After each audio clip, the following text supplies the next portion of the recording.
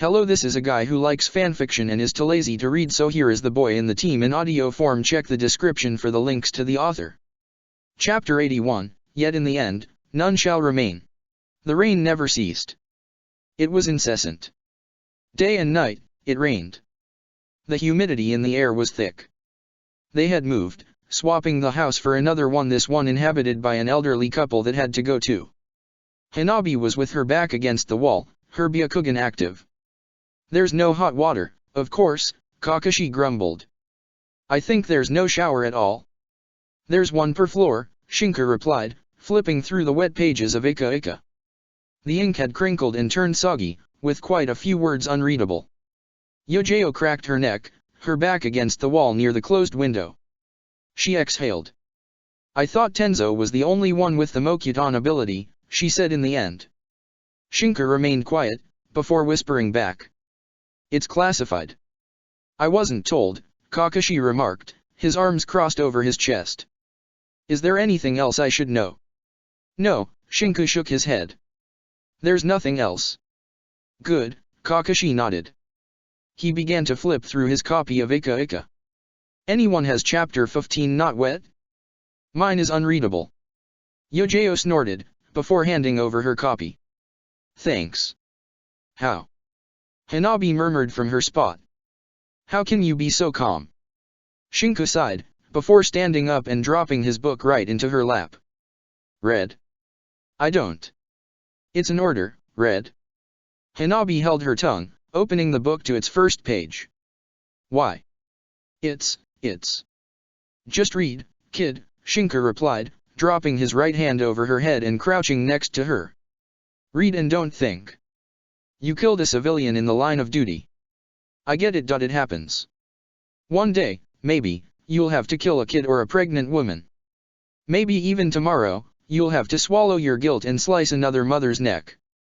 Nevertheless, tomorrow is not today, and today is not the time to think about what-ifs. So don't think, read. Hanabi lowered her gaze to the book. The sky was a pretty blue. The clouds were white. The golden clothes shined brightly. There was a beautiful silence in the large mansion. Rich, embroidered clothes revealed little milky white skin. Ika Ika certainly holds erotic pieces, Shinka muttered, but it's not made only of them. There's soothing scenery too. He sighed, patting Hanabi's head once more. Keep on reading, kid. It'll keep your mind off everything else. Hanabi sniffled once, before schooling her features and delivering her full attention to the book. We don't need provisions, Kakashi pointed out. We can wait here until we receive the signal, he added. But if we could mark some targets. Shinka nodded. No, you both stay, Yojeo replied firmly. I'll be the one going out. I was a cat longer than any of you. I'll have a look around and try to come back. If I'm not back by the end of the day. Precisely because you're the oldest cat you should stay, Shinka remarked. Normally, that would be the case, Kakashi acquiesced. But you have the Mokuton and we might need it for the siege. Ah, Shinka bitterly chuckled. Funny, he clenched his left hand, looking at it with grim amusement. Once, I'd have liked the special attention, but now it just makes me sick in the stomach. Kakashi sighed. What can I say? It's the logical outcome. I'll be fine, Yojeo continued. They won't even notice me. Just, be careful, sensei, Shinka said. I'd rather not have to use my other sensei as an example of what a teacher should be if I can avoid it. What? You classified me as the other sensei? Kakashi said with an amused snort. Really? After all the time we spent together, I'm the other sensei? I feel offended. Shinka rolled his eyes. See? I really need a better example to show off one day. Yojeo smiled, although the breather hid it from sight. I'll do my best. She was gone after that. The door closed, and her back was the last thing Shinku ever saw of her. That night, they moved into another house nearby. The single man living there died in his sleep. When the day next came by, the rain hadn't stopped pouring. There was no trace of Yojeo. She was gone.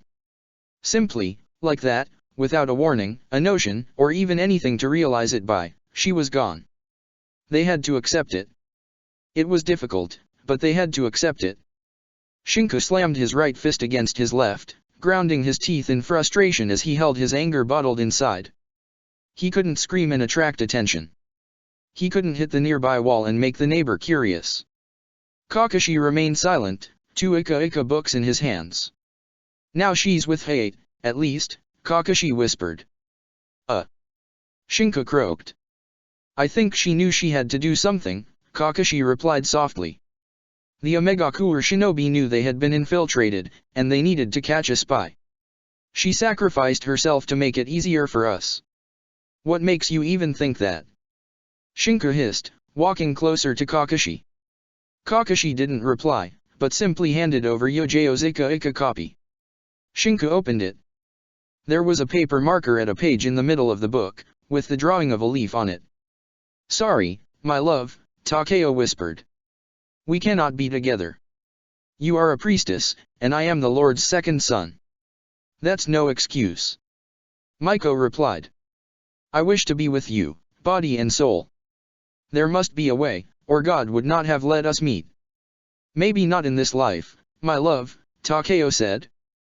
But in the next, I swear I will wait for you forever. Then I'll come with you, Maiko said. I cannot bear to be departed from your side, not for an entire lifetime. What happened to Hayate? Shinku asked. He remembered a shinobi called Hayate. He had been present at the time of Orochimaru's siege, handing over the cards to decide the final round of the tournament match. He was one of the casualties when we did the counter-ambush, Kakashi said. One of the sound shinobi passed him from side to side with a lance. It wasn't pretty. After that, I know she returned to Ambu to participate in the war. Kakashi sighed. She probably had a death wish since the beginning, but she held on until now, I suppose. And you let her go? Shinku asked. Someone had to, Kakashi replied. Maybe she did it subconsciously, maybe she sacrificed herself to give us more time out of the spotlight. I don't know what she thought she was doing, cat. What I hope, is that whatever she did it with a clear heart and the knowledge that we would remember her fondly. Shinku breathed in deeply, before turning to move towards the other side of the wall. He dropped his hands softly against the wall, closing his eyes sharply. Maybe she's still alive. Doubtful, Kakashi replied. She probably started a killing spree of officials or blew up some building somewhere. She went out with style without a doubt. He closed his open eye, inclining his head to the side. That is how I intend to remember her. Hanabi didn't say a word, but flipped another page of Ika in silence. One day, Shinku murmured. Only one day remains. We'll have to prepare and strike tonight, Kakashi remarked. He slowly opened the map of Omegakure. First things first, his fingers traced the perimeter of Omegakure. As a village, Omegakure is immense. Rather than having a decentralized system of supporting villages, most of the countryside's population lives within the city. Now, we can't have them withstand the siege by waiting for reinforcements, and we can't have our troops sound the charge with the lake's nature. Omegakure shinobi would make it a kill zone, Shinku acquiesced. Maybe the Kiri shinobi would manage to get through though. Indeed, Kakashi acquiesced, spinning the map to show a specific area of the village. This is all old stuff, from a previous war. Things might have changed, but if they haven't, then here is where their supply depots are. It's at the center of the village, Shinku replied, narrowing his eyes. There are at least 3 checkpoints and 5 choke points along the way. Yes, Kakashi nodded. Brute force won't get us through. He pointed his finger to another spot on the map. This is where the hospital probably still is. It's too big of a building to change its location over the course of the years. We'll strike it, he gestured to another point, just like we'll strike here and here. Which are? Hanabi asked, joining in on the conversation. Drainage pipes, Kakashi said, and the school. If it's like the last time, the drainage pipes are the most important to hit. Why? Hanabi asked again, shouldn't the school? People can be replaced, Kakashi said. Hit the drainage system hard enough and they'll have to make the call between keeping up their sensor rain and drowning the lower levels of the city, or stopping it. He exhaled. We could also try to hit the support structure of the village. He turned the map upside down, revealing a hastily sketched graph. But we don't even have enough information on it. We know there are pillars holding the village up. Blowing a few would crumble the entire plate down in the river, but it would require a massive amount of explosive. We don't have that much, Shinku remarked. I can take care of the drainage pipes. I'll hit the hospital, Kakashi said. I could strike the supply depots. Hanabi began, only for Kakashi to shake his head. You hit the school, he pointed at the building. Place tags, blow it up and shock the population. With the encroaching chaos and hopefully the rain removed, we make our way to the supply depots. We wait 2 minutes near this building. It's a water cistern, Kakashi said. If no one comes, we proceed with the plan alone. We might not make it, he added. Even I might not make it out alive. He looked at Hanabi and Shinku. So what can I say? You're too young to be in this, he said towards Hanabi, making her stiffen. You're really too young. I was younger when I entered, but you're too young. I hope you get out of this alive, kid. Try your hardest, do your best, and if that fails then leave. I won't hold it on you. Hanabi shook her head firmly. No, I'm ready. Kakashi's eye smiled, before turning towards Shinku. I trained you for this and beyond, Kakashi said. I trained you for a lot of things. I was a hard and a veritable bastard of a teacher. Shinku swallowed and listened, his heart beating in his chest hard as the words flowed out of Kakashi's mouth. You blew past my expectations, kid. Repeatedly you blew past the boundaries I thought you would reach. I watched you grow.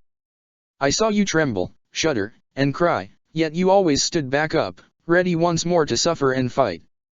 I threw you in places and situations others would have refused, but you proved me wrong, time after time, you proved me wrong.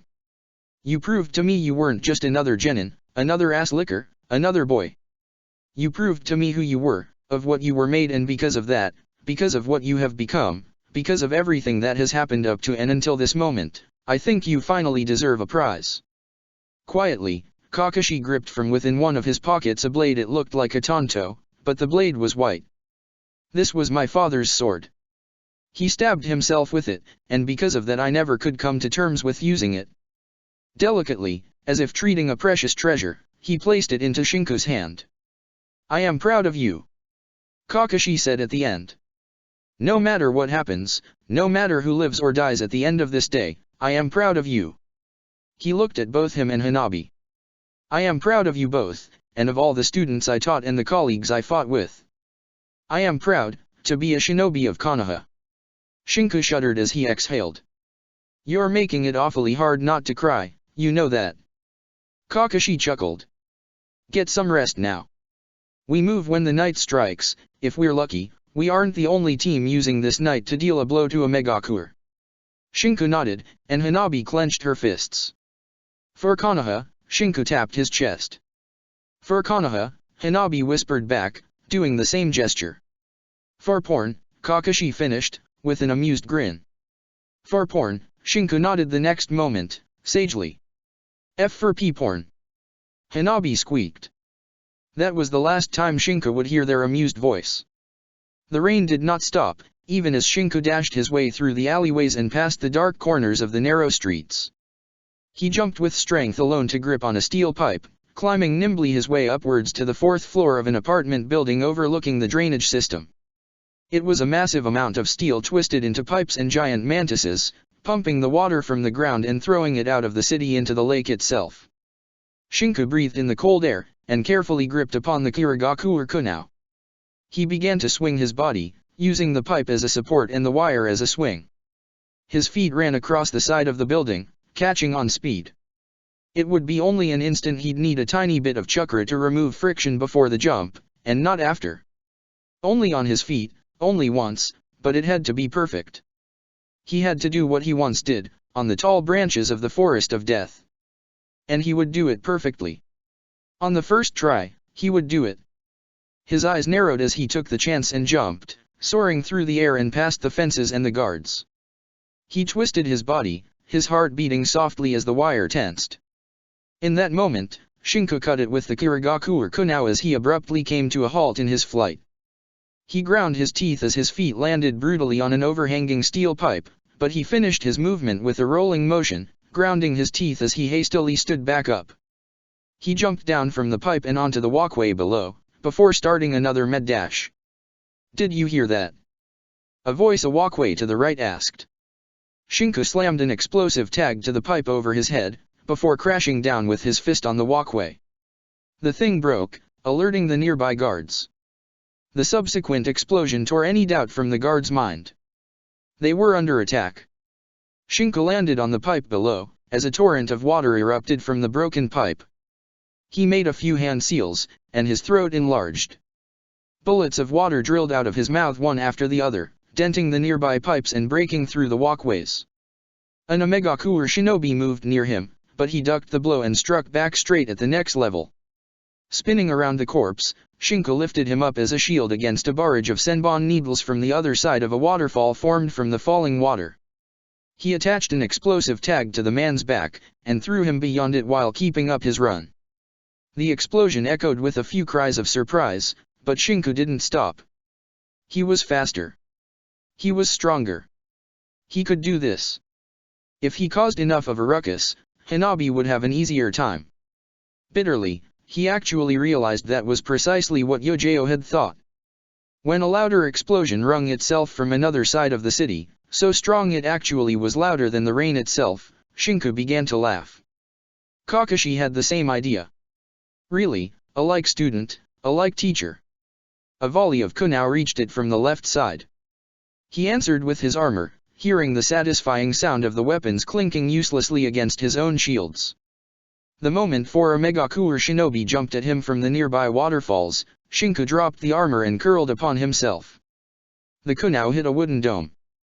The dome expanded, until spikes launched themselves from it and stabbed with holes all four of the shinobi.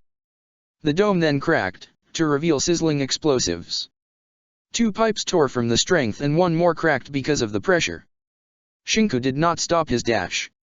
The control room, at the center of the maze of pipes, held far more guards to protect the controls and the important pipes too. He bit his thumb, drawing blood. "Let's go!" he yelled, slamming the hand on a side pipe.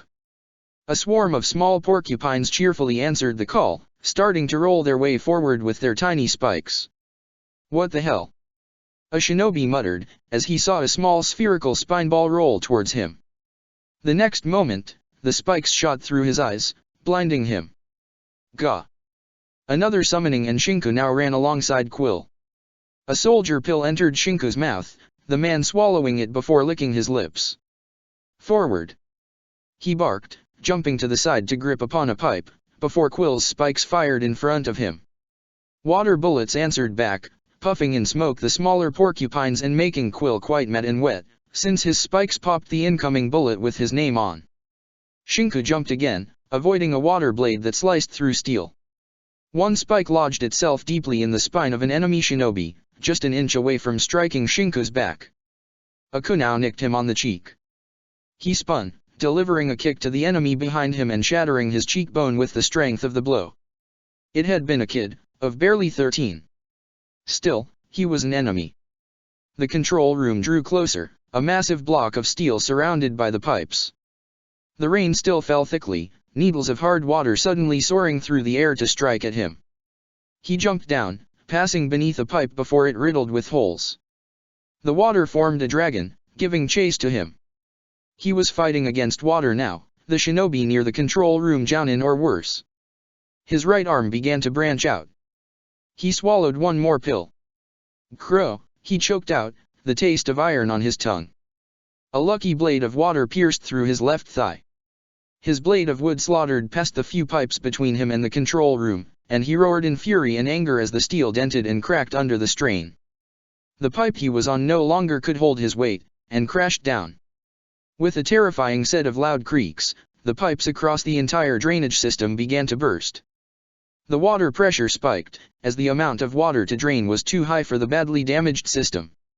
"I'm done," he choked out, wobbling his way into the command room. Four Omegakure shinobi, with masks and jounin flak jackets, already waited on him with their weapons drawn. "Capture him," one of the four intoned. They all jumped on him at the same moment from the sides, the back, and forward, striking at the same time, and one above. That one he hadn't sensed. His armor held the brunt force of the attacks, denting and sending shivers of phantom pain through his body. The one from above however struck cleanly, slamming his sword through his shoulder and piercing through his right lung. Breath simply went away as Shinka hurled, erupting from his forearms barbed fire that began to burn brightly as he fell on the ground. The Omegaku Umbu jumped backwards, although one fell on the ground clutching his face, the barbed wire having sliced his nose and one of his eyes off. A spike slammed into the chest of another from the doorway, it killed him on the spot before the others could turn and return fire to the porcupine. Quill had froth at his mouth as he charged ahead, rolling into his spike-like form. It's a summon. Deal with him. A kunai thrown, it attacked on the skin of the animal as it bled. The porcupine emerged from his ball to jump atop his summoner, before bursting the spikes he had around the room. Another shinobi of aim fell while clutching his bleeding thigh. The two remaining charged ahead, slamming their swords at the same time onto the animal's quill-less body. The animal's sides sprayed with blood. The moment the quills regrew, the two shinobi's eyes widened for the last time. Shinka gurgled as he watched Quill whine one last time, before falling to his side breathless. Shinka's breath was low, his vision swam in darkness and tiny white points. He wasn't done however, he still had to. The scroll, he opened. The chakra, he poured. The explosive tag shone amidst a dozen barrels of gunpowder. Sorry, he coughed out, his eyes looking at the steel ceiling. I couldn't keep the promise, in the end. He closed his eyes. Sorry, Nariko. Miles away, the rain abruptly stopped. The unified shinobi army looked up at the clearing sky and breathed the fresh air and breeze now devoid of all that water. Nariko clutched her arms around her legs, her shoulders trembling from the sheer effort not to run ahead. Sasuke had his arms crossed, his expression concerned as he watched over the girl's pathetic form. They were both inside a large tent and the next day, they'd reach Omegaku. They had already fought some shinobi from Omegaku the patrols, to stop them from alerting the village and without using chakra that had proven to literally be a question of numbers over skills. The army was massive, thousands of shinobi, from different villages, and they all felt the tension and the nervousness for the incoming great day. Yet the true peak and weight of stress rested on Nariko's shoulders, and she couldn't keep calm. 5 cups, she murmured at last. I touched 5 cups and they all cracked. There were tears in her eyes. Why can't I just check on him? Just once. You know why, Sasuke deadpanned. You're being paranoid. You're nervous and stressed, and you can't control your strength because of that. I'd give you something to sleep, but you already burned through 25 elephant doses of tranquilizer. He promised he'd be alright, Nariko replied. But 5 cups broke, Sasuke. 5 cups. Not 1, 2, or 3, but 5. She held her hands to the side of her head. 5 cups. When one broke, there was fucking Orochimaru in the village and he killed Dad. What's 5 supposed to mean? Absolute death. Hey guys, a head poked inside the tent, belonging to Ino. It stopped raining. Nariko was out in a flash, actually bumping Ino to the side and nearly making her fall if Sasuke hadn't caught her, of course. Nariko looked around the vast camp, gazing at the now clear sky. What do you think happened, Namikaze-san? Shino Abarame asked the question, appearing by the side of Kiba and Hinata. Nariko shook her head. I don't know, but it stopped raining. Maybe that's a good sign. My Kikaicha no longer detect chakra in the water, Shino replied. It appears the enemy has stopped using their sensor technique. Hey, that means one of the Umbu guys managed to take it down. Kiba exclaimed, that's great. Our guys have already started then. He crossed his arms over his chest, grinning broadly. I hope my sister is all right, Hinata whispered. Nariko's heart clenched all the same, as if it were in a vice-like grip of thorns. All right folks, listen up. Tsunade roared, catching the attention of everyone as she stood atop a stone pillar with the rest of the cage. Change of plans. We're striking right now. Whoever took out the sensing technique did us a favor.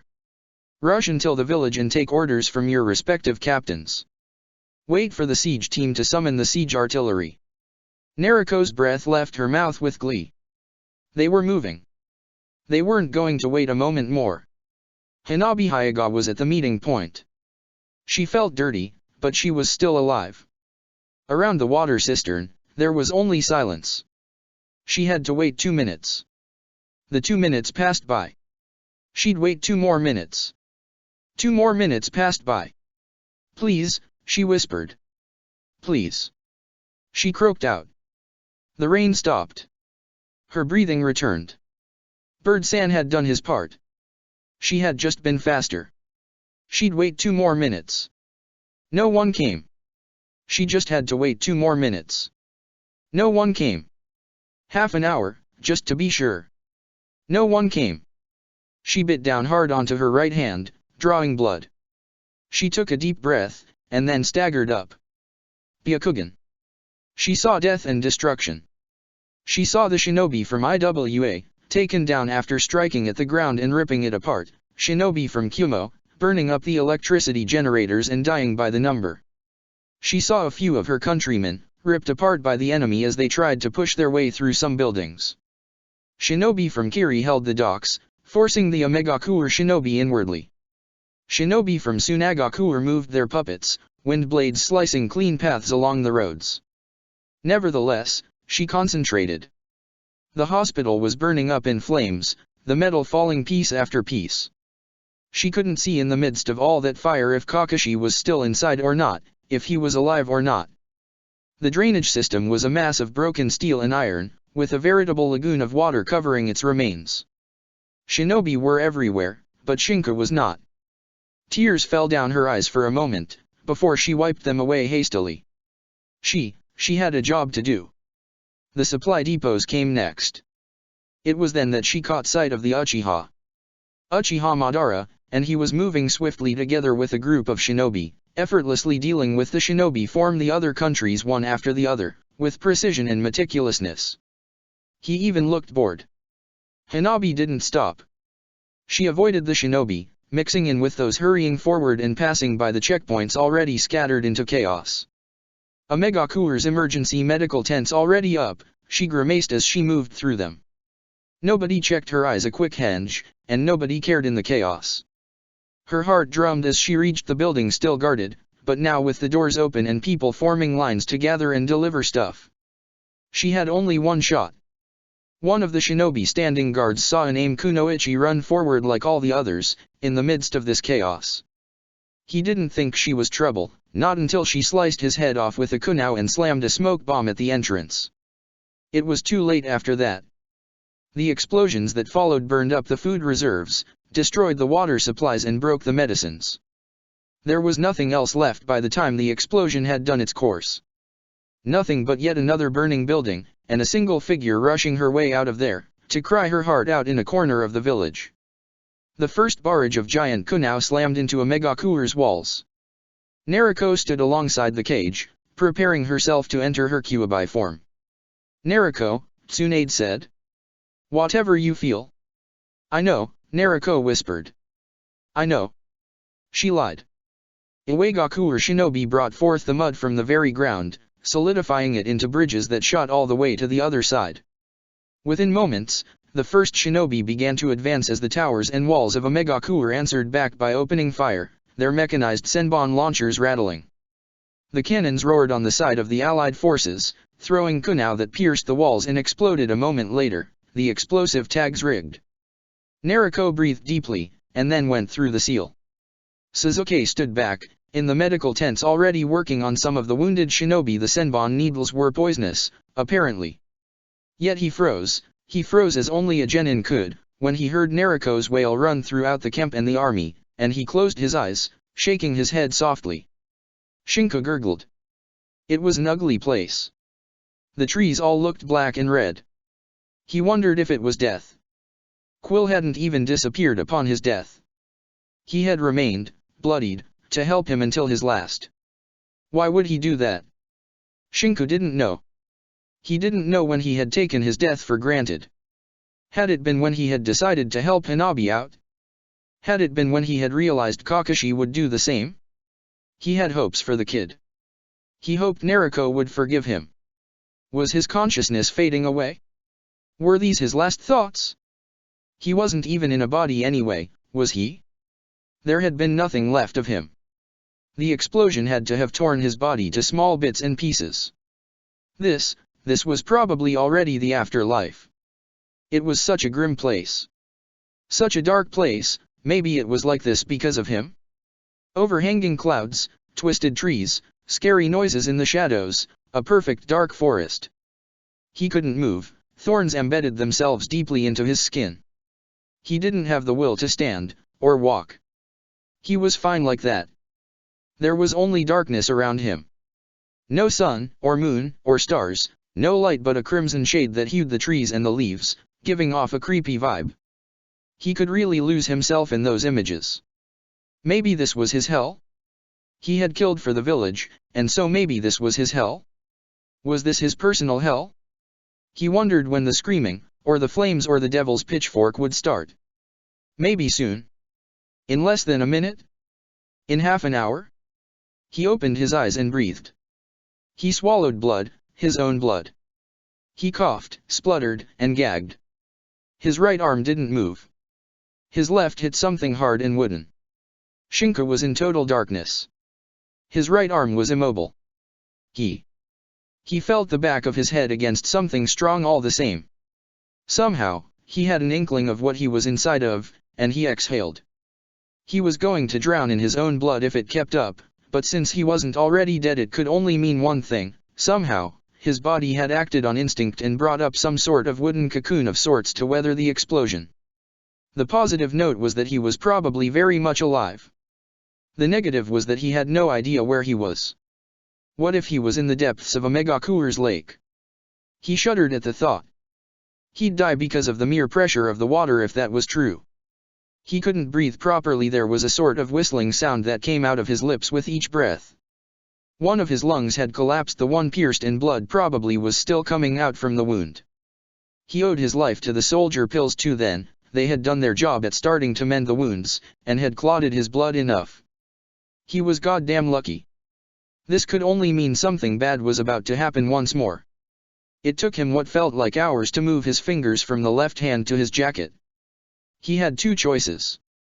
He could try a reverse summoning technique, and end up among the porcupines near Konoha, or he could try to make his way out of there, hoping the army was nearby and someone would aid him. He closed his eyes. He had promised he'd live. It was the coward's way out, but he had made a promise. This wasn't his battle any longer. Thus, he summoned a baby porcupine, who wailed and cried in the dark for a moment, before puffing away in smoke. Then he disappeared too, together with the wooden cocoon that was apparently a part of him. He heard the crashing noise and the rumbling as he hit the ground with a strong thud. Calmly, catching his breath, Shinka groaned out in pain and frustration as he began to open his way out. He didn't want to risk another pill. A crack came out first, then another. By the third, the porcupines around had probably realized who he was and had begun helping, pushing open the cracks. The wood, now frail, turned brittle, and with a few powerful bites from the summons, he was out. He fell backwards, clutching his wounded side to prevent the blood from spraying out once more. He looked up, at the bright night sky and the pale white moon. He was alive. He was alive. Chapter 82, Over the Rainbow, Storms Will Brew. The sun shone high in the sky, while clouds of white floated like wool balls. The air was thick with the screams of the dying, with the sound of explosions and of metal hitting metal. People fought, bled, and died. Omegaku shinobi were tough, and knew not of surrender. They were defending their families, their home, and their country. The Allied forces' attack was too brutal, however, and it became clear that only a miracle would save the Omegaku shinobi from losing. Yet, they didn't need a miracle. They had Madara Uchiha, sent by their god, to aid them. They didn't need anything else. The Uchiha looked unfazed, as he tore through a group of 5 shinobi from random countries with a battle fan, not even bothering to use his Dujutsu. He would have ended this battle in a moment, had he but called from the heavens some of his strongest techniques. He couldn't, however. He had to protect the village, not destroy it. He wouldn't have minded freeing himself from the technique to do as he pleased, but Orochimaru hadn't given him back his full power. The Snake Sunin had resurrected him with an incomplete form. He had his skills, his chakra, and his Sharingan, but the strongest versions of his powers were not available, and neither was the freedom to leave or to snap away the binding. Still, the Kyuubi Jinhuriki was doing a good job of destroying the village by herself. She rampaged, her chakra blaring hotly with anger and rage, the metal twisting under the heat of her attacks as a Megakure shinobi ran away from her scared, like mice in front of a tiger. Then, he realized, she stopped on the other side of the village. Madara. A voice called to him, and he turned to stare at 5 shinobi, all of different countries and yet with the white of the cage on their clothes. Do you remember me? I am Unaki of Uegakure. Today is the day I repay you for making a fool out of our country. Madara rolled his eyes. They were just shinobi wearing white, it didn't matter to him. They were but flies and insects when compared to his strength and might, even as limited as it was. He'd make short work of them. Hanabi Hyuga had been clutching her knees with her arms, her back against a wreckage of a building and her face buried into her legs. She didn't care if an enemy shinobi got lucky. Her heart felt ripped apart anyway, so it didn't matter. She hadn't even been able to repay her debt to him. He had saved her life in the Land of Wind, and she hadn't even been able to return the favor. They had all died. Wolf, who was Yojao Izuki, had gone away without even saying goodbye. Kakashi-sensei had told them he was proud of them, and then had disappeared. Shinku had told her to cope, and she had done that. She was coping. She had read Ika Ika. She had memorized Ika Ika. Yet it wasn't enough. She had cried until she had no more tears and had made her throat sore. She felt so weak, so tiny. How could she face the others? How could she tell the Hokage she, the rookie, had survived where her teammates had not? Was this how Shinku had felt, all those time he had been the sole survivor? She didn't feel pride at the accomplishment of being alive. She felt despair. She should have been the one to die. Oi, her body felt heavy all of a sudden. Naruko had appeared next to her, her arms crossed over her chest and her cloak flaming as if on fire. Where's Shinku? Naruko-san, Hanabi croaked out, lifting her head to look at her. I don't know. He was supposed to meet at a point, but he never came around, so I couldn't see him. In all of that wreckage I couldn't see him. She babbled. I have the Byakugan and I couldn't see him. I can't see him. I can't find him. What useless eyes do I have if I can't find him? I know the feeling, Naruko whispered softly. But I'm asking you where you last saw him, she continued, her cloak fluttering. Vapor left her eyes rather than tears. And who is responsible for his death? We struck different places at the same time. He had to take down the drainage pipes, Kakashi said they were the most defended and he went. Hanabi swallowed. The rain stopped, so he did it. Naruko grimaced. Stupid man, she clenched her fists, keeping her gaze low. Leave it to him to take the dangerous parts. She looked back up at Hanabi. Your sister's worried by the way. She's over there, with her team. Naruko pointed in the direction she could feel Hinata's chakra coming from. She's coming this way, so if you just stick around here you'll meet her soon enough. Hanabi nodded softly. Can you just tell me, if he's... Naruko grimaced. I can't sense him anywhere in a Megakure, she held a bitter smile on her face. I suppose I'll cry him later. We're not done with this war yet. She turned to leave. Did he perhaps say anything stupid or cheesy? Naruko asked. Something like, I don't know. No, Hanabi shook her head. He didn't say anything. Knowing him, his last words were probably about how sorry he was, Naruko murmured.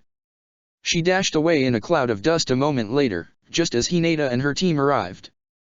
Hanabi! Hinata exclaimed, her arms wrapping up around her younger sister.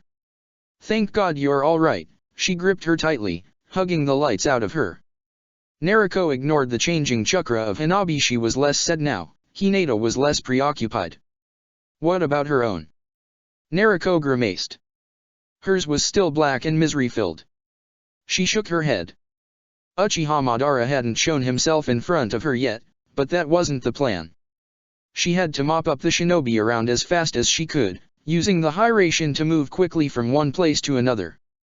After that, if the cage failed to defeat him, it would be up to her, and with the village filled with the seals of her technique, she'd be able to avoid all of his attacks. A group of 4 AIM shinobi tried to hide in a house, but she sensed their chakra in a split second and made short work of them. This was too easy. There was practically no resistance from the shinobi in the village, not that she could perceive. Her senses felt the battle rage on between the cage and Madara, but it felt subdued, even especially when compared to the level of destruction she could bring. Her mopping the enemy forces around the village felt like a sort of routine, rather than an actual battle. She knew she had to conserve chakra, but she didn't feel like it. A cage bunch and later an army of those, actually, and there no longer was a threat if not for Madara. That was actually starting to make her curious. She could feel all the cage fighting and growing progressively nervous, but Madara's chakra didn't change. It didn't fluctuate or turn angry at the fact he had practically lost. If anything, it felt resigned. She couldn't understand that. It was when she decided to appear on the scene that it became clear what was going on. She stood atop a half-destroyed building, the metal having snapped in half and sunken below the concrete plate in some places. In a large clearing created by the fighting, Uchiha Madara was toying with the cage. He wasn't using the Susanoo or any technique, and he was simply avoiding the blows of the 5 cage, as well as their techniques, without even breaking a sweat. Is this really the best the elemental countries have to offer? Asked Madara, his voice slightly annoyed. I'm starting to hate the fucker, Zabuza growled, holding the giant butcher's sword with both of his hands. Why can't he just stay still? I have to defend a Megakure, Madara remarked.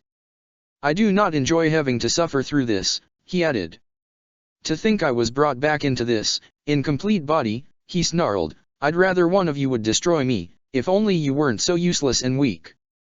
Pathetic, the lot of you, he said. I barely feel a breeze with your wind, Kazekage. He avoided a wind blade that sliced through the ground, gouging out a large chunk.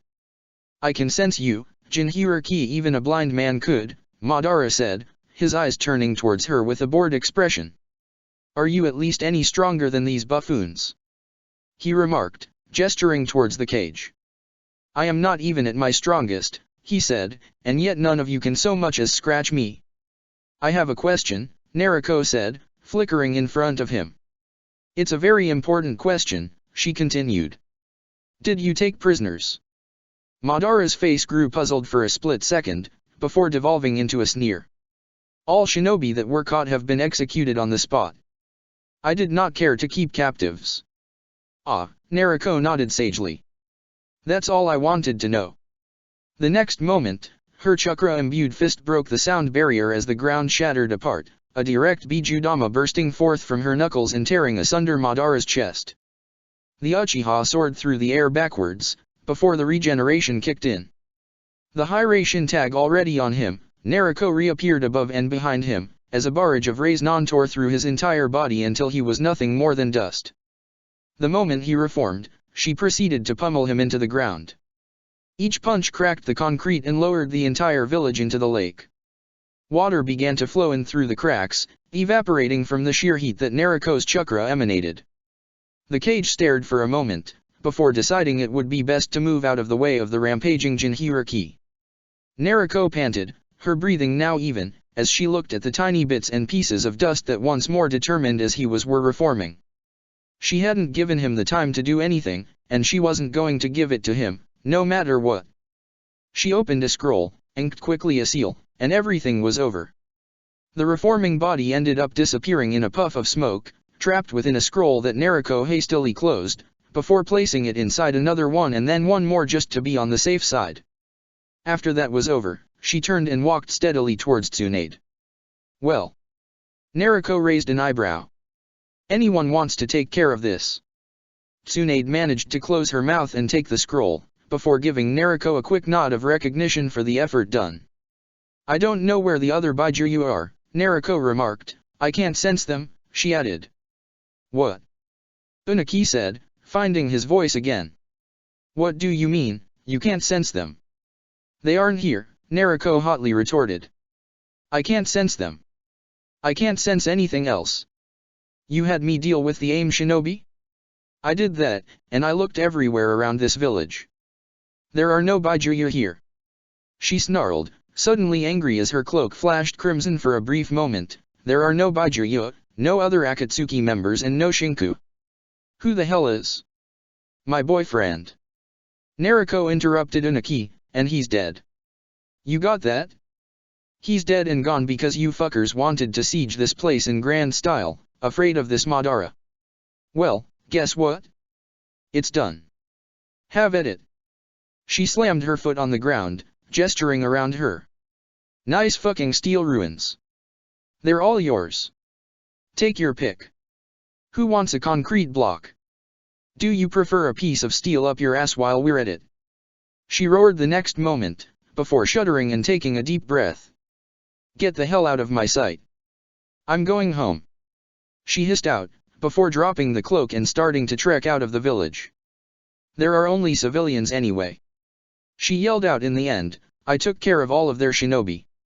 With those words, Naruko flickered away from the onslaught. Unaki blinked. That was extremely rude. I think there's something fishy going on, Zabuza remarked. You hyped me up quite a bit on this Uchiha, but he didn't even look like half the man you portrayed him as, and the girl defeated him in a flash. There's something really wrong about all of this. And what of the Baijuya? Maybe they hid them elsewhere.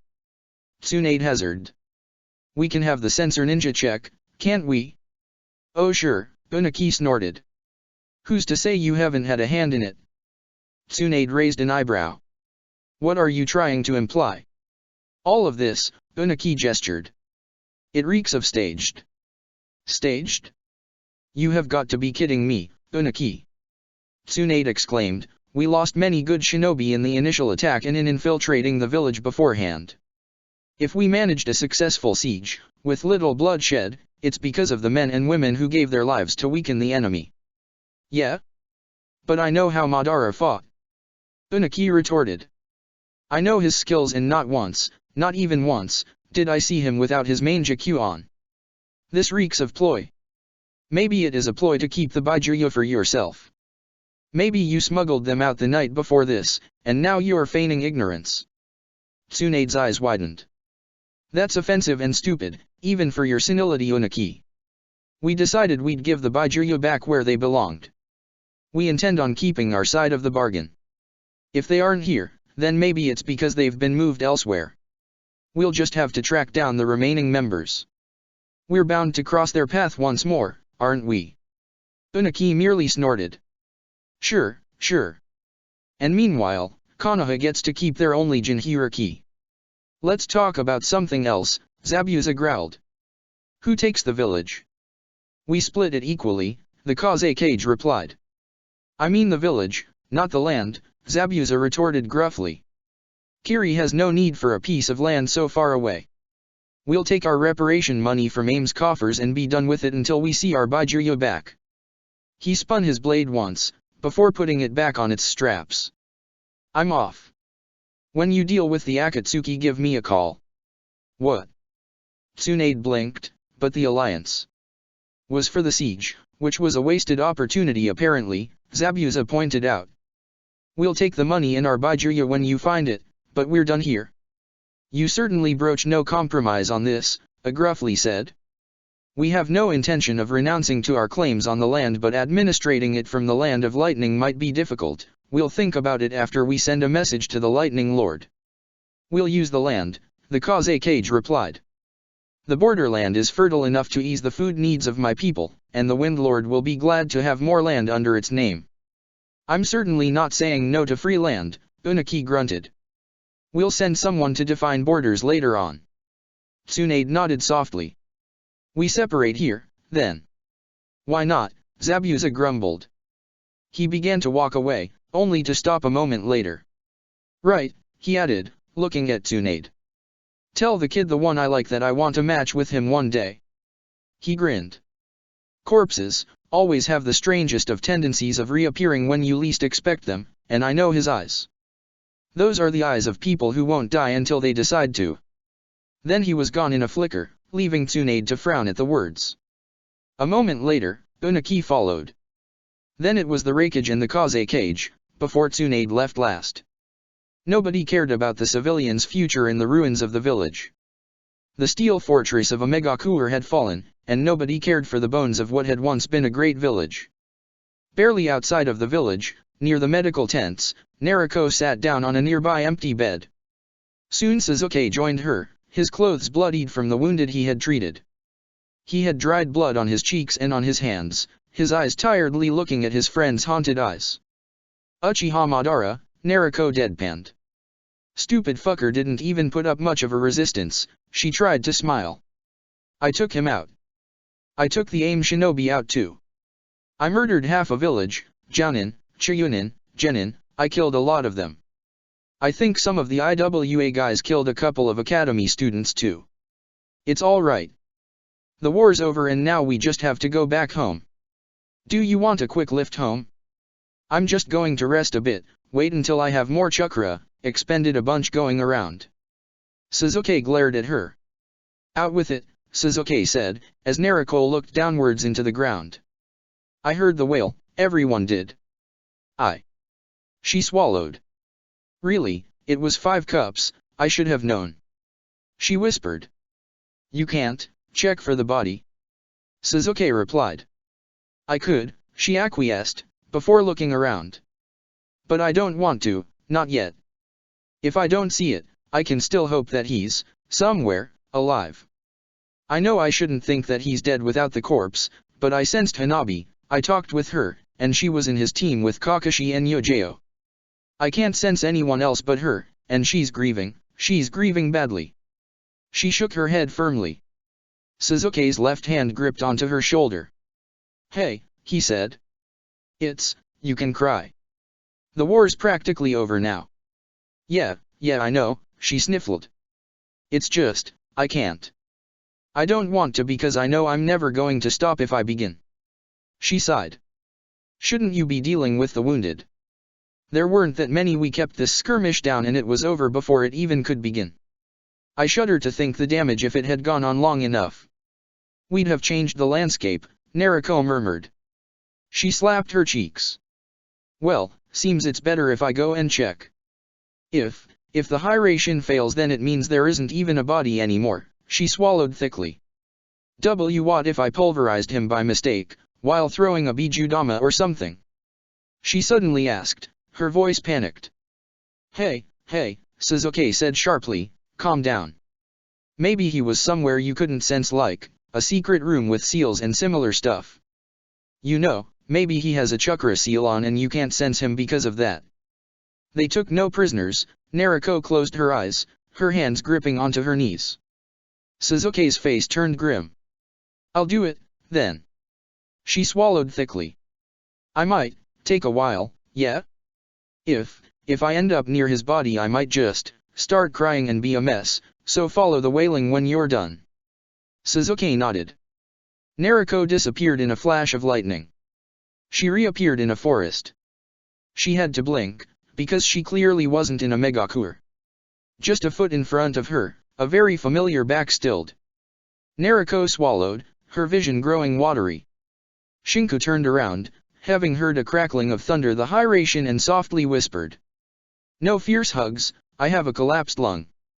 He was holding onto a wooden branch, working like a crutch. His body covered in dried blood, his right side was a mess of mishaped wooden forms. Naruko took a step forward, and closed the distance between the two of them. Her right hand came up slowly to touch his cheek, to make sure he was alive and she wasn't just hallucinating. Kept the promise, he croaked out. I managed to reverse summon. Naruko shook her head softly. She didn't care about that. Her arms encircled Shinku's neck, and she pushed her face against the base of his neck. She didn't say anything. He didn't speak. She roughly kissed him a moment later, tasting his lips, his tongue, the blood in his mouth, and holding on to his blood-matted hair and body reeking with sweat. He stiffened for a split second, the pain shooting through his muscles. Then Naruko fell backwards, carrying Shinku down with her. Gah! Shinku coughed, clutching his sides as he breathed raggedly, his body shaking. Sorry, Naruko whispered. Tired, she added as she held her grip on him. Fought Madara, defeated him, even, she pointed out, her voice a croak. She nuzzled against his cheek. You're alive. Why yeah, Shinka whispered back. If you don't kill me with sudden movements. He held onto his pained chest with his right hand, carefully turning to gaze upwards, at the sky. The night was leaving the place to the dawn. Do you remember? Shinka began, that time in the Forbidden Forest?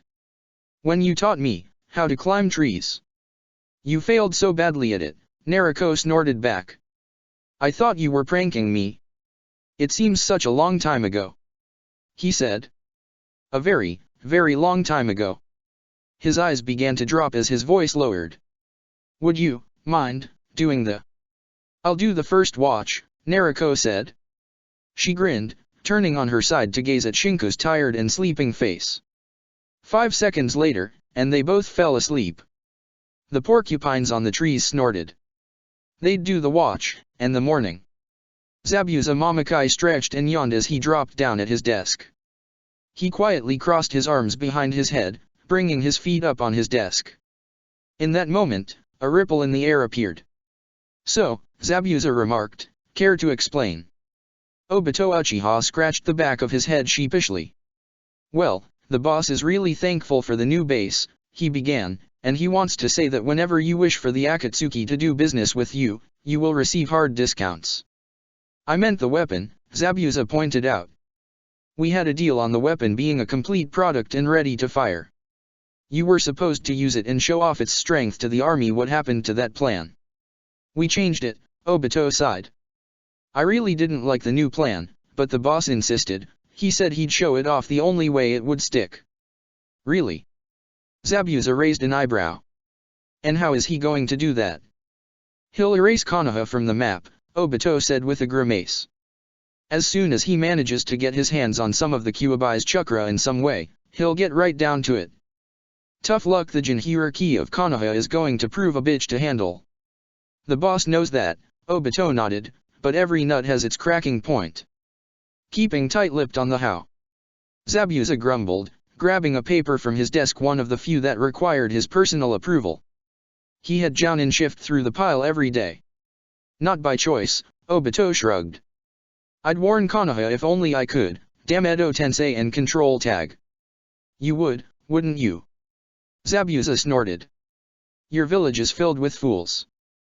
They knew I already conspired with Akatsuki and yet called me to their little meeting all the same. I just had to be as incensed as them on the Baijuyo loss. They never really thought that I might have been in it all along. We did give you the head after all, Obito pointed out. Well, actually that was the boss, forcing me to hypnotize Yagura. That Manjaku is a scary son of a bitch of a Dojutsu, Zabuza said. Unaki was suspicious with how easily Madara went down, but he didn't pry further. He was right about it being staged though, he chuckled. He suspected Konoha. Well, Obito shrugged. The plans of the Akatsuki can wait a few years. Zabuza simply snorted. A few years. Time for everything to calm down, Obito waved his right hand in dismissal. The boss says he'll be in touch. There are many ways of harnessing the Kyuubi's chakra, and if there's a thing he has, it's time. Keep me informed, Zabuza said as a parting farewell. Obito nodded, and then disappeared. In Konoha, deep underground, Danzo sipped tea. He hummed content. The ink on his resignation letter was drying. It would be a pity to mar with blood my clothes, Danzo said offhandedly, standing up from his desk and turning around, just as Jiraiya emerged from the shadows. You may be good, but you are not good enough to walk into the darkness without me sensing it. You wrote your resignation letter, Jiraiya said. You wrote a resignation letter? Yes, Danzo nodded. Is it so strange? You? Yes, Danzo acquiesced. I did. Why would you do that? I am old, Danzo said. If I wasn't suspicious before, I certainly am now, Jiraiya said. What's the deal? There is no deal, Danzo said. I am old. I realized it with this war. Old relics of the past should take dust on a shelf, he added, not try to get another moment in the spotlight. Do you think this is going to change my mind? Jiraiya asked. I am afraid I do not understand what you mean, Jiraiya. What other intention but to accept my resignation letter would you have? Danzo asked, turning to gaze at him. Jiraiya flinched. What other reason would he have to be there anyway? Indeed, Danzo nodded. I was waiting for you. Here, he said, taking the letter from the desk and folding it neatly into an envelope. Take it. Deliver it to the Hokage as soon as possible. I am not your delivery boy, Jiraiya retorted. Still, he was there for the letter, wasn't he? I know, but the Hokage insisted, Danzo remarked.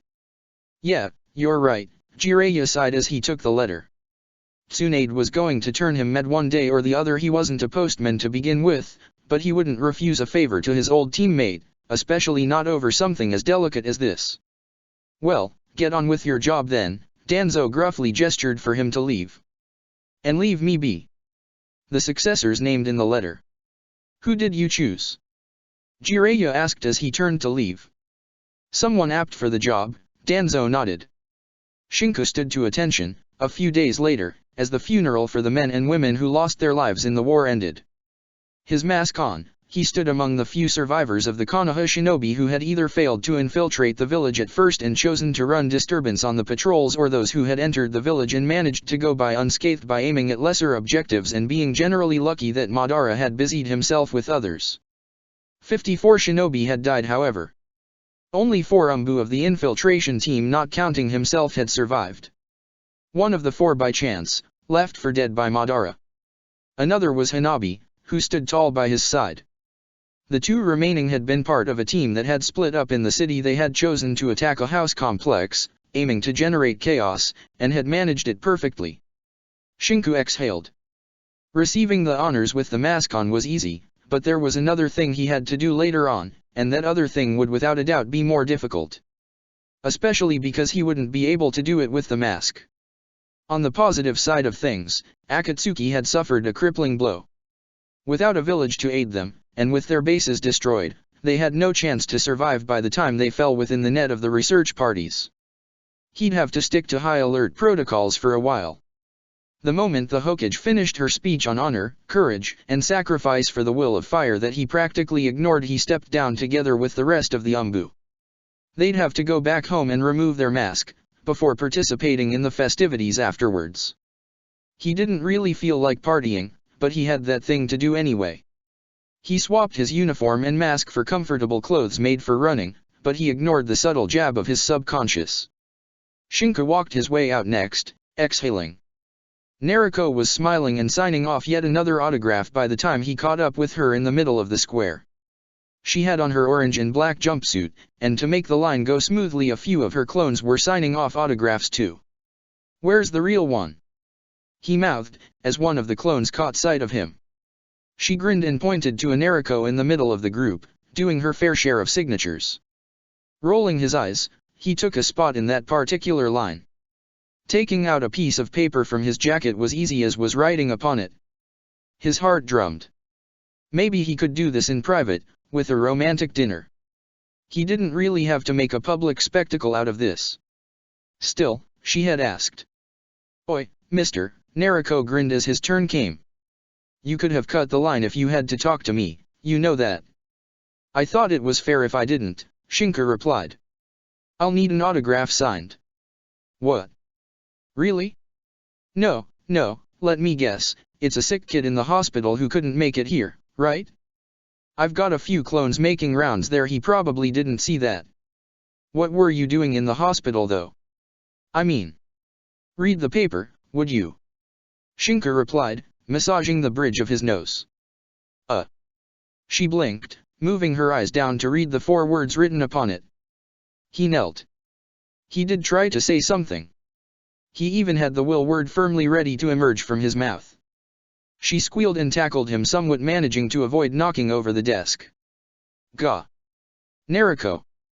It's common practice to let the man finish the proposal before hugging or kissing him. Naruko detached herself reluctantly and brought her hands to her mouth, her eyes watery as she watched Shinku take out the ring. Yes. Yes. Yes. I haven't yet asked the question. Oh, come on. It's yes. Will you let me ask anyway? She nodded, keeping her hand on her mouth to clamp it down. Nariko namikaze. She nodded again. Shinka raised an eyebrow. Will you marry me? Hell yeah, Dadabiya. The crowd cheered. But it wasn't over. It wasn't over by a long shot. Chapter 83, Marriage Should End a Story. The clock ticked the seconds by. The fact Nariko was grinning and squirming in his lap did nothing to abate the nervousness. She was playing it out like a cat, although Shinka would have rather been the one not taking this seriously of the two. Jiraiya was looking at him with a serious expression, one that bordered on the "I will break your neck, your spine, and everything you hold of breakable if you make one wrong move." Kushina, on the other hand, was grinning. "So, Tabane," she said. "What makes you think I'll give my daughter's hand to you, She brought her left arm forward, imitating a Yakuza boss in both mannerism and accent as she gave him a nasty glare. All that she was missing was a sake cup, but that soon found its way onto the table, courtesy of Jiraiya. "Yeah boy," Jiraiya replied, imitating the tone too and delivering his own death glare. "You don't mess with the family, do you understand? We need to make sure you're going to treat our little girl all good and proper."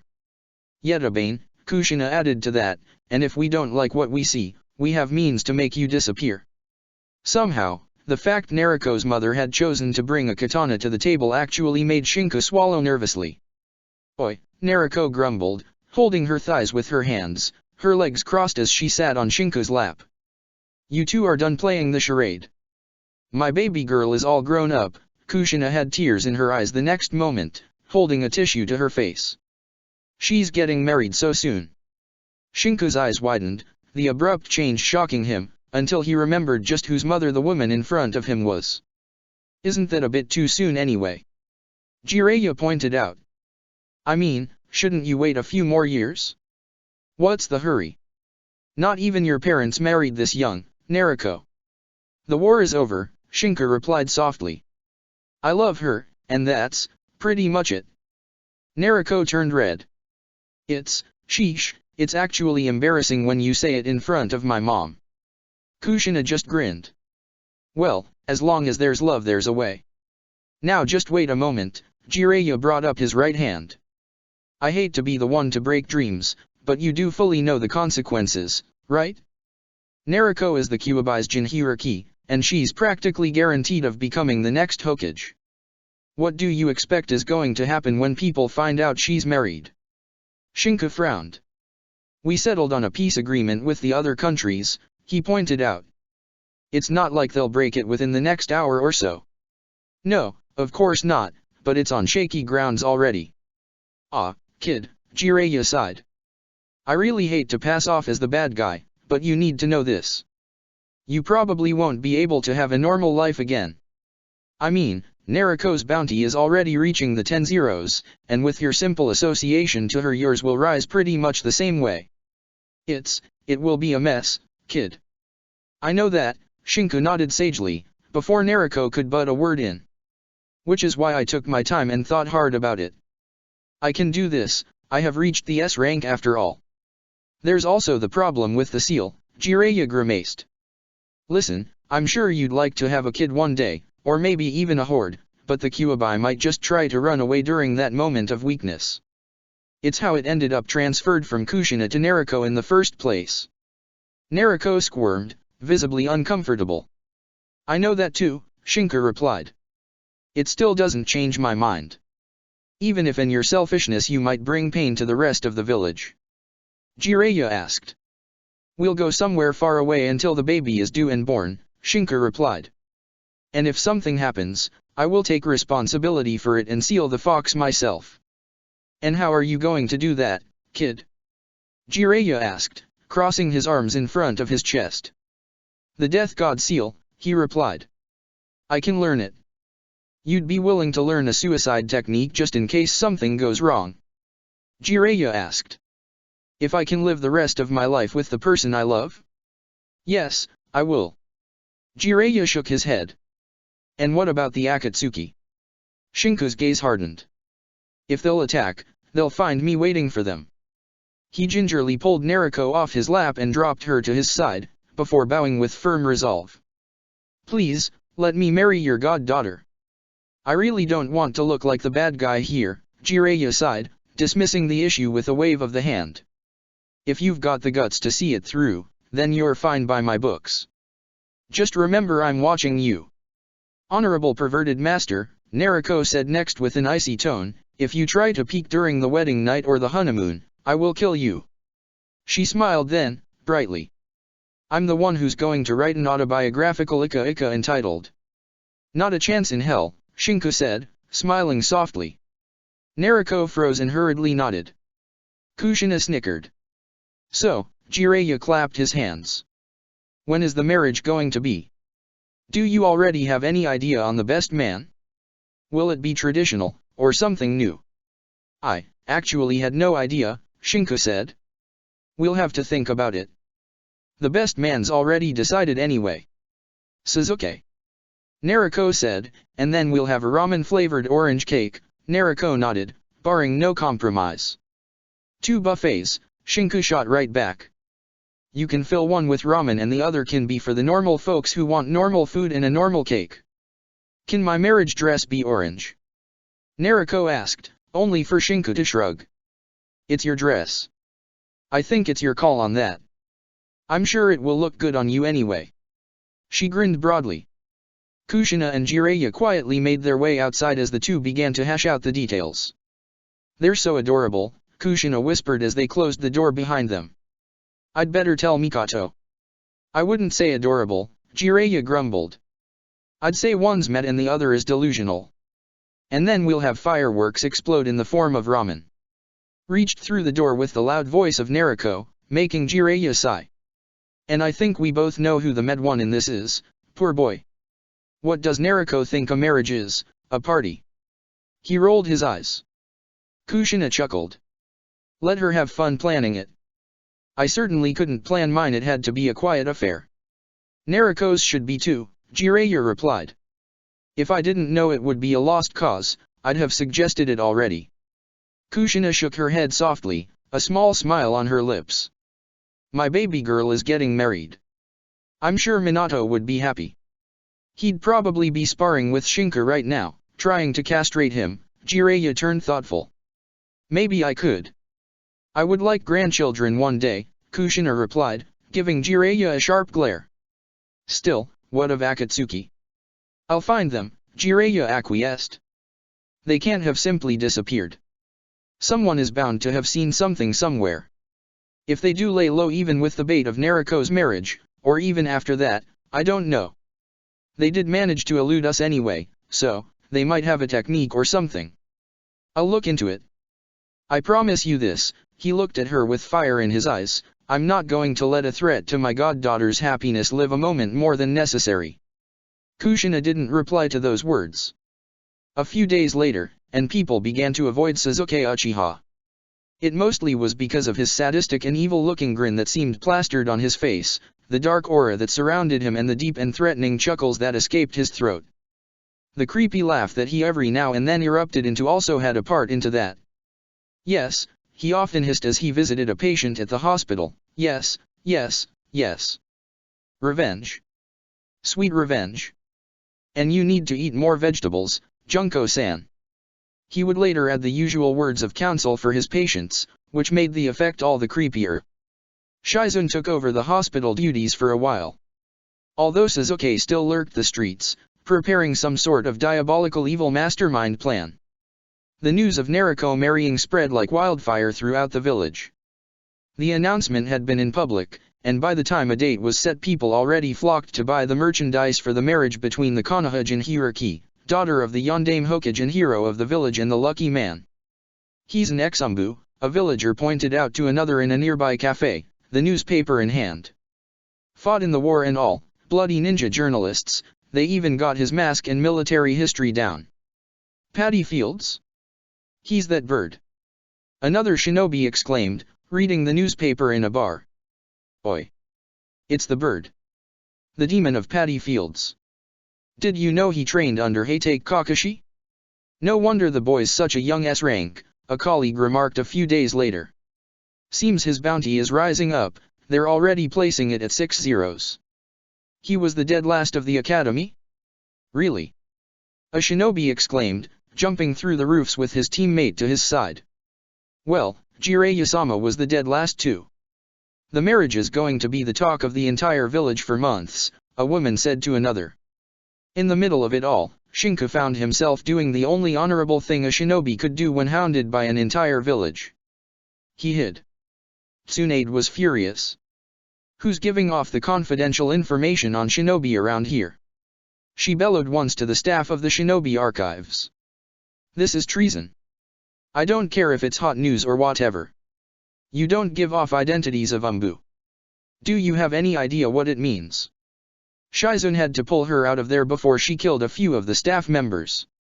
Overall, the village was clearly livelier for a while, and it went on growing as the date grew closer. On a clear day of summer, with the village security up to the max and shinobi monitoring who entered and left, the marriage would take place. Until then, the everyday life, although limited to the borders of Konoha due to the Akatsuki threat, went on.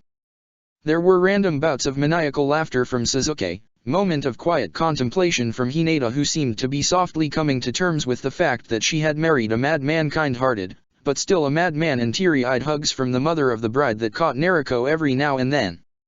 Shinku found himself one morning sipping tea at his mother's house, and while he was the poster picture of calmness, Naruko was the model of nervousness. The tables had turned. "Aren't you awfully young to get married so soon?" Mabuki said softly, a hand on her cheek. "I mean, you're both so young. Maybe you could wait a few years, unless is there a, on the way?" she asked, her eyes slightly wide. The fact Naruko turned crimson actually made drinking tea all the sweetest for Shinku. "And no." Naruko spluttered out, "He doesn't even want to do it yet," she groaned loudly, bringing her hands up to cover her face. "Why am I saying this?" she added meekly. "Oi, mister." She turned to give a sideway glance to Shinku. "Help me out here." Shinku sipped tea. "Why?" "You're doing a great job," he smiled at her. "Feel the embarrassment. I'm sure you'll learn not to make others embarrassed in turn." "Is this still about the book?" Naruko said. "I didn't mean anything with it." "No? Then please tell me why you had to name the protagonist of 50 Shades of Pork Ramen with the name of Crimson and his trusty, tool demon." He kept up his strained smile. Naruko began to sweat, before nervously chuckling and scratching the back of her head, looking sideways. "I don't know what you're implying." "I really don't know, darling." "Of course not," Shinku nodded. "I'll keep drinking tea." "You keep it up, love," he winked at her, before returning to his cup. Mabuki had just the slightest of grins. Until she connected the dots and decided that maybe she'd have to get rid of the book in question from her drawer. "Anyway," Naruko pouted, returning to look at Mabuki, "would you, bless our marriage, mother-in-law?" "Of course," Mabuki smiled. "Please take care of Shinku for me, would you?" Shinku's ears twitched, but he remained quiet. "Yep," Naruko grinned. "I will. I know he's lost without someone keeping an eye on him." There was a loud clack as the door of the house opened up quickly, before a loud slam closed it. "I'm home, Mom," Mai exclaimed, entering the room and stopping once inside. "Big brother." She tackle-hugged him. "Mom said you're staying for dinner." "Yeah," he chuckled. "How was your day?" "Great. Takeo and I managed the tree walking exercise in less than an hour, but Hokuta is still there." She grinned. "Hokuta? He's the dead last," Mai replied primly. "I don't know why he keeps on trying. He's got prosthesis rather than a foot, so it's not like he's going to manage anytime soon." "You shouldn't make fun of him," Shinku replied, only for Mai to roll her eyes. "I'm not, but it's a given he's going to take more time. Sensei's still with him anyway, helping him out." Shinku smiled. "That's good to hear. So, any C rank yet?" "No," Mai grumbled, taking a seat next to him. "Our teacher doesn't want us out of the village yet. Says it's too soon since the end of the war and there might be survivors out for blood." She snorted. That's a sound argument, Shinku nodded sagely. Naruko groaned. I know it already, I'll have to fight you to get our firstborn out of the village for his first C rank, Naruko grumbled. You're expecting him to be male? Mabuki asked. You shouldn't put up expectations so soon. Especially if you aren't pregnant to begin with. You never know what might happen. Naruko dismissed the issue with a hand wave. I'm willing to write it down now how it's going to be. I'll say, alright, your team is ready for a C rank, and he'll barge in due to his clearly overdeveloped senses of paternity and yell objection. He's still too young for a C rank, and then, after a lengthy and long conversation where we'll embarrass our son repeatedly through the recalling of various shameful moments in his life, I'll win the argument in the end.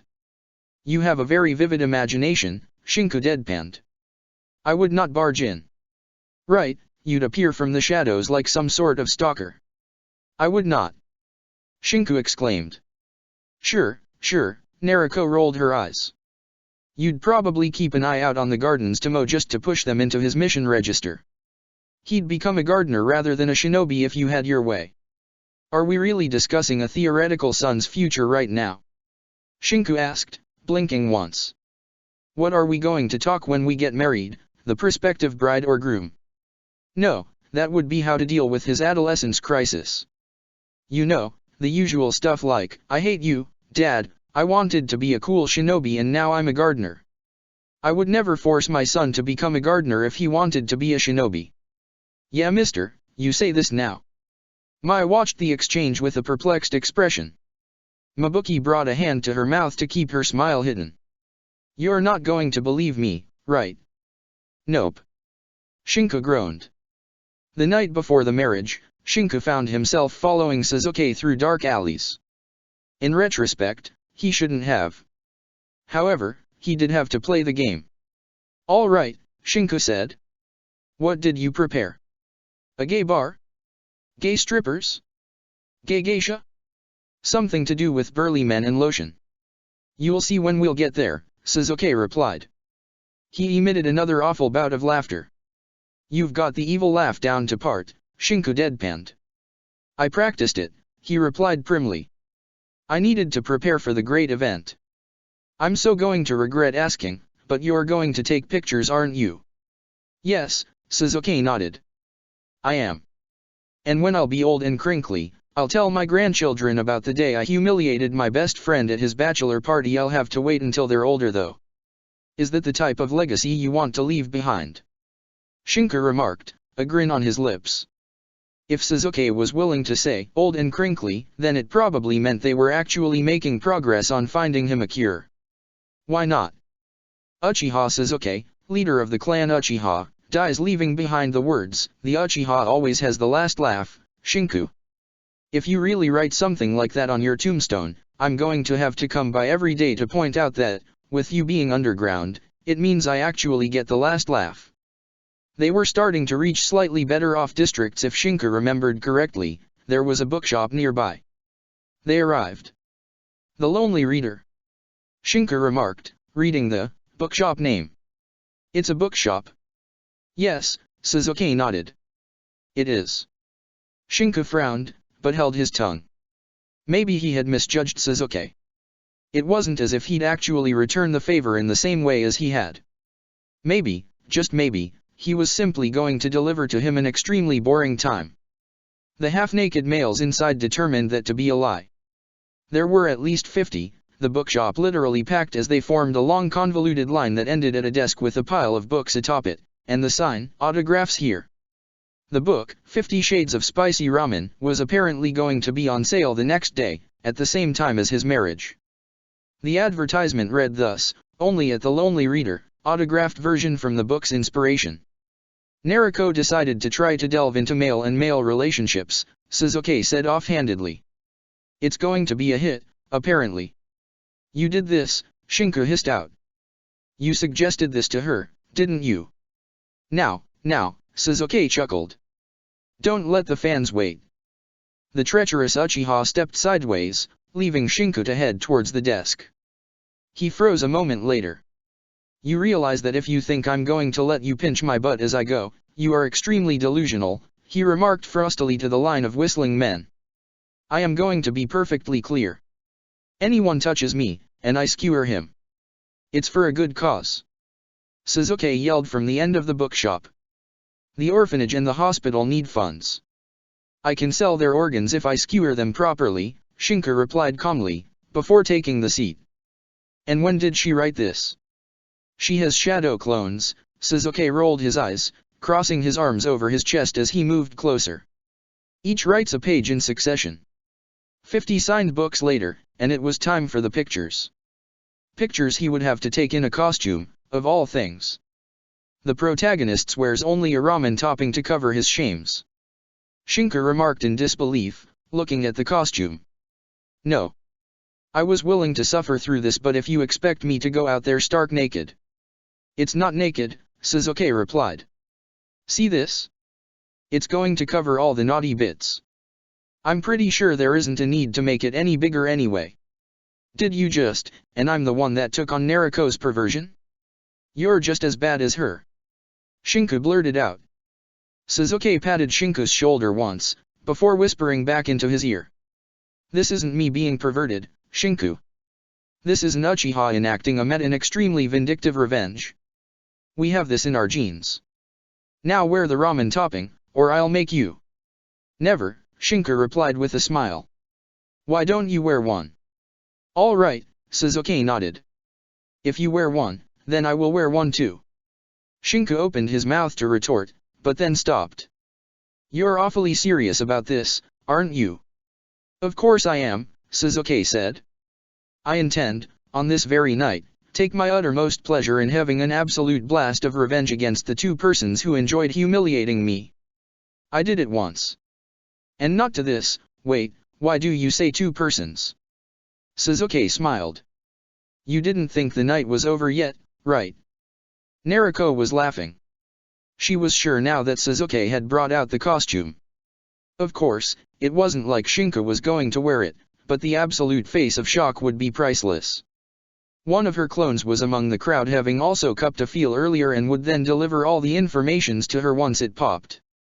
Still, the reason the Kyuubigen hierarchy was laughing was that her own bachelorette party was in full swing. Alcohol, soon to come food delivery, and friends gathered at her house for the night. She knew there had been the idea of hiring male strippers for the night, but since she had enforced a no strippers rule for both sides, there wouldn't be any naked man dancing up and down on the table. It was in that moment that her clone decided to pop. Nariko fell backwards, completely red on her face as the memories hit her like a freight train. The picture stuff wasn't actually true. There wouldn't have been any pictures, and clearly no naked Shinka for it. Then why did they begin by calling her clone was number one on the list, of course to take a picture? And boy was the sight something to behold. Wait. She blinked, her face still crimson red and heated. Did that mean they were actually going through with the raunchy pictures? And, did Hinata know about that? She gave a look towards the Hyuga heiress, who seemed to be enjoying sipping tea with ease. That clearly had to be some sort of tactic the opposite side of the marriage, be it bride or groom, learned to execute to appear innocent. Nah, Hinata, Nariko said. Do you know where your husband brought my future one? Of course, Nariko, Hinata nodded. She took a sip. They had quite the plan. They would head to a comfortable library and take some pictures with autographs, for the children, if I am not mistaken. Yeah, about that, Nariko said nervously. There was this second part of the plan. You mean the part where you would have Shinka-san wear a raunchy bikini of sorts? Hanabi butted in, taking a chair nearby with a sake bottle in her right hand. I just saw how it went down over there, she gestured to her eyes. She grinned a moment later. Oh yes, I did. Nariko's hair rose on the back of her neck. Oi, Chibi, you just didn't. Yes, I think I did, she grinned. There was oil involved too, if I'm not wrong. Nariko turned crimson. That's you, peeper. The girl stuttered. Really? Hanabi snorted, raising an eyebrow in her direction. I'll let you know, they're going at it quite strongly right now. Nariko's face heated up. Jiga. She twitched, trying to find a reasonable excuse to leave. By the way, brother-in-law told me to push this button if you tried to leave, Hanabi said, gesturing to a remote in her hand. It will apparently set off a chakra ink bomb that would release all the trash in your old room into the Hokage mansion. Naruko's eyebrows twitched. Please, Chibi, she said. I have to go look. It's inspiration. I mean, he won't be mad, I'm sure. Hinata sipped tea, her Byakugan now activated. There is no need, Naruko-san, Hinata said. I will keep an eye out on both. Damn you Hyuga and your Byakugan. It's an unfair eye advantage. Naruko exclaimed, fake tears in her eyes. She wringed her hands, before biting down on a paper napkin and grumbling curses towards the clan. Oh, Ino added to the teasing, a hand to cover her mouth.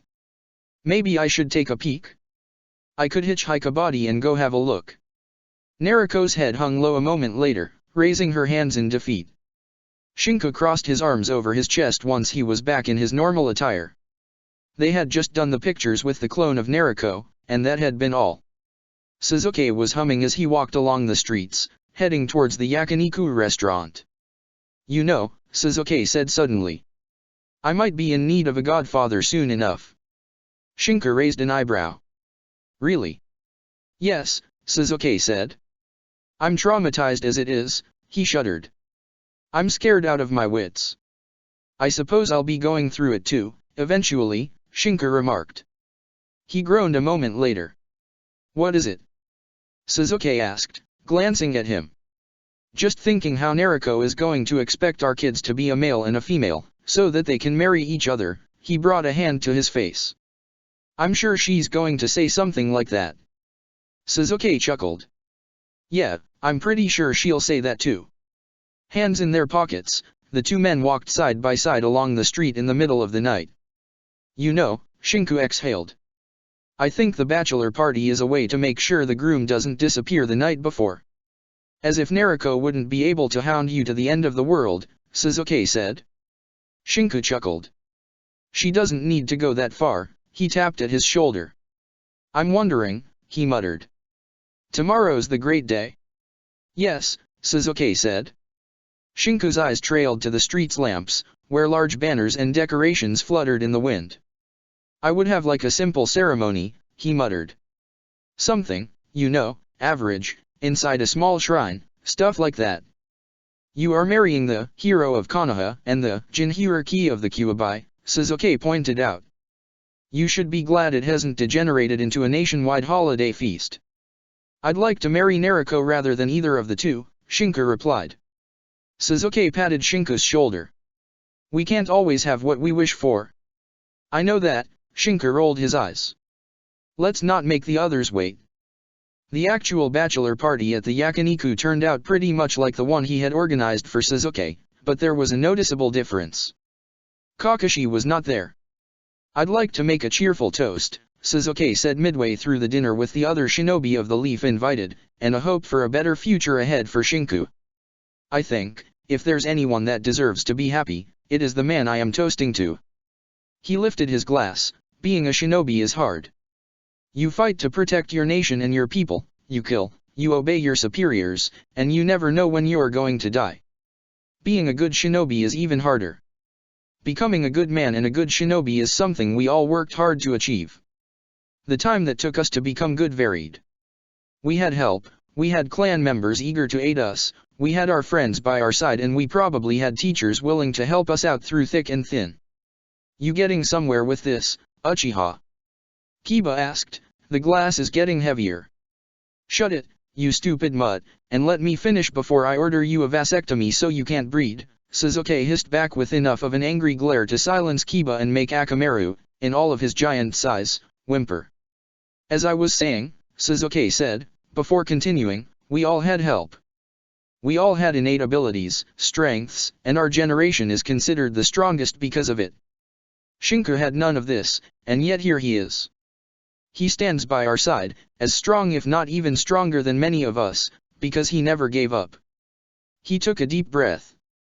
Frankly, that's probably the only thing the bride and the groom have in common.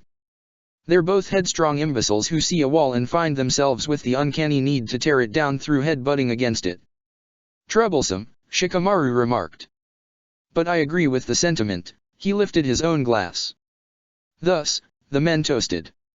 The day of the marriage, Shinka was there, standing near the altar with his hands limp by his sides.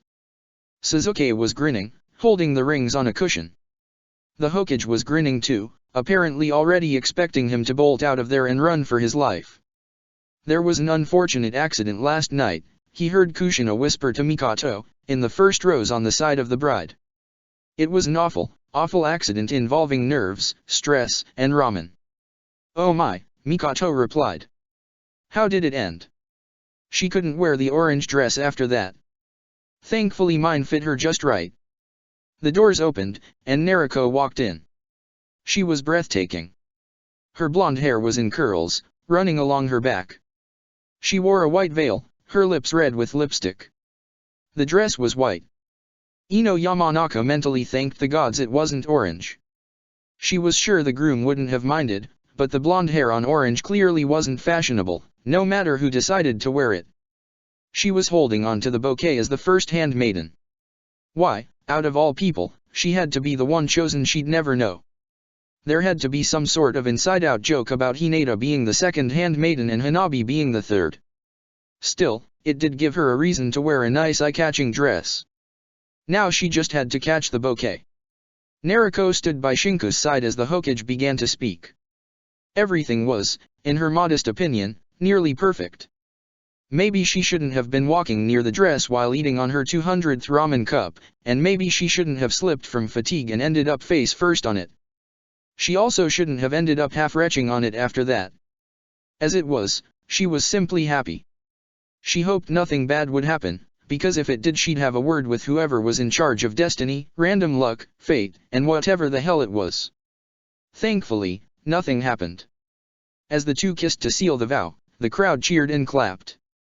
Oi, mister, Nariko wiggled her eyebrows. You took leave for the next month.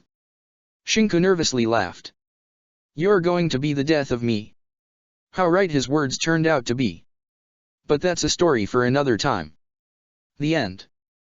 Hope you enjoyed it. Yes. This is the end. No April's Fool or stuff like that.